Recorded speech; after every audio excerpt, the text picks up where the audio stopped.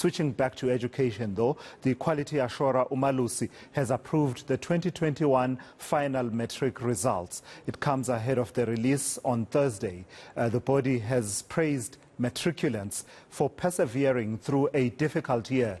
Let me take you to eNCA's Slindelo Masikane, who was attending that briefing. And in fact, in a moment, I'll be speaking to Professor Chika Sehule, who will be weighing in about those results and the quality assurance element of it all. Slindelo, we're getting, a bit of good news in that the number of people who sat the matric exam in 2021 is 170,000 people more than the previous year. That's a good thing. But as these things would happen, it's now being overshadowed to a certain extent by these leaks. And I heard a number of euphemisms being used to describe it. But the bottom line is there were leaks and they happened mainly on WhatsApp.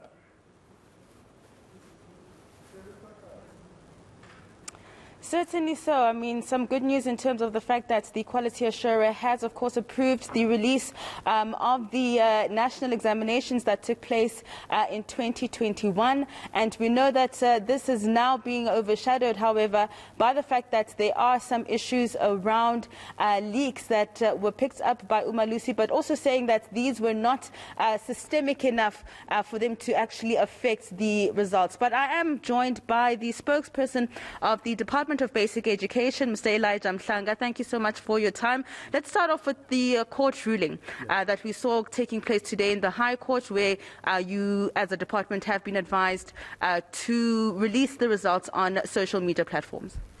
Yeah, that's fine. We actually note that judgment. We did not oppose it. That's very important to mention, because as a department we wanted to be safe in the first place. When we took that decision, we wanted to comply with the Protection of Personal Information Act, and the matter was discussed. We went to court. We did not oppose, so we are going ahead. In fact, we never stopped any of our systems.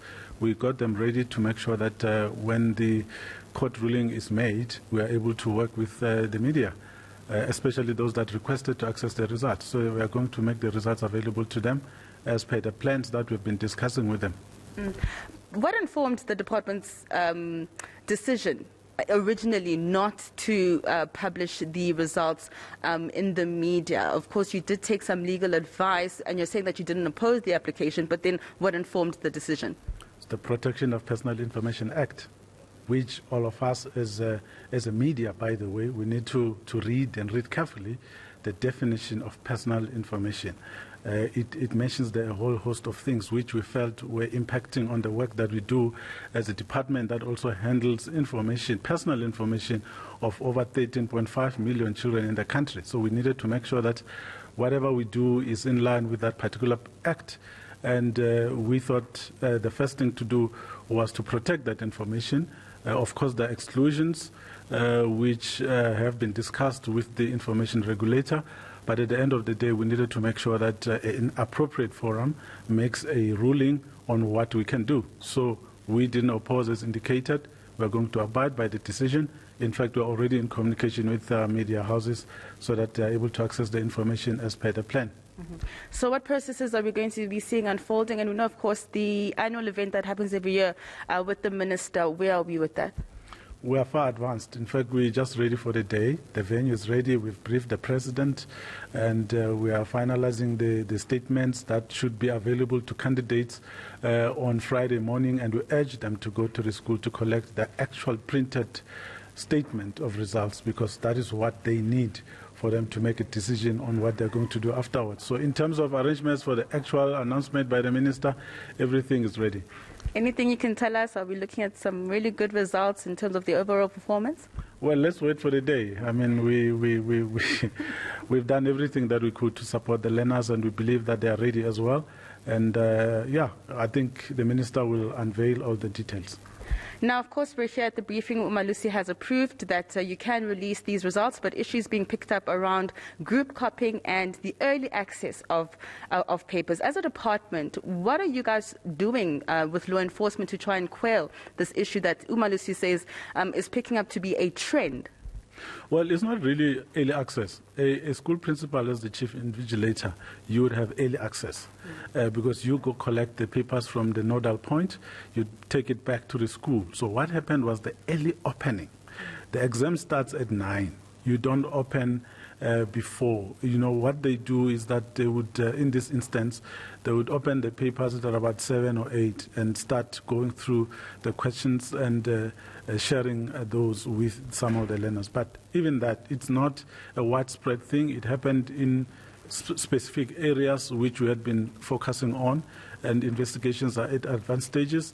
We know where it happened and who is involved. We are working together with law enforcement agencies who are handling the matter, but at the right time, I'm sure it will become public as to what is going to happen to those persons.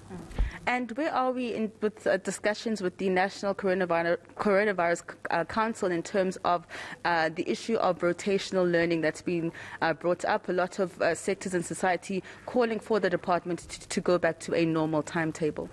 Well, that matter is at that level as well, is being dealt with at that level because there are many implications for doing away with the rotational timetabling which is currently in place. So we want to make sure that safety is our priority and that in every decision that we're going to make in that regard, we take all our stakeholders on board, but also considering the safety of our teachers and indeed of our learners. So the Minister is handling that with her colleagues at the NCCC level as well as Cabinet.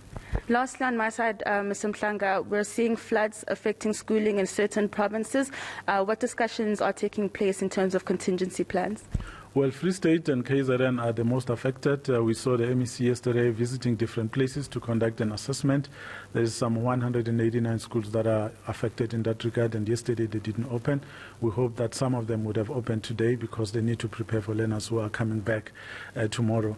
But in cases where there's complete damage, then those schools will have to delay the opening, and perhaps we are going to move those learners to other places and bring mobile classrooms so that learning is able to continue. Free State as well in the Kwakwa area, there is a damage as well that affected learning, and schooling was also suspended. So we are in touch with those provinces to make sure that alternative arrangements are made for learning to take place, even if it's not at that school, but where cleanup needs to happen, that will happen so that education can continue. All right, thank you so much for your time. Thank you. All right, to us, that is Mr. Elijah Mhlanga, the spokesperson for the Department of Basic Education. Yes, Lee, I know that you've canvassed this quite extensively, but I've got to mention that we are poorer as a country for the department's failure to oppose the application by AfriForum.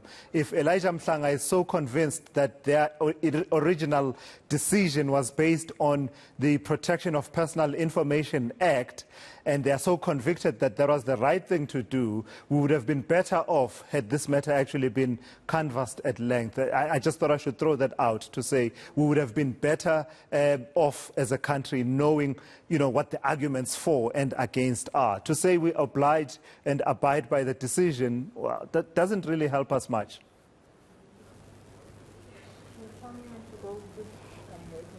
Certainly so, but of course we know that the department is stating that they are ready to really put those or action those requirements that need for that information to take place in the media, so that they have access to the results, and that all systems will be going ahead in terms of that particular application. All right, Slindelo, let's leave it there. That's eNCA's Slindelo Masikane out there at the briefing by Umalusi. I remain convinced that we would have been better off had this matter been canvassed with both sides of the argument being heard. As things stand, you had a department forging ahead and saying we're taking a decision based on POPIA, we're not going to publish, and then that being challenged in court by AfriForum, who put forward their arguments why not publishing is not in the public interest, and then the department retreating and saying, well, whatever the decision that is made, we will abide. And then the department then now, after that judgment, telling us that they depended on the Protection of Personal Information Act, POPIA. I mean, that's an argument after the fact, doesn't really help us in any way, at least in my view. We would have been better off with all arguments being presented, coming to a decision that is acceptable by all.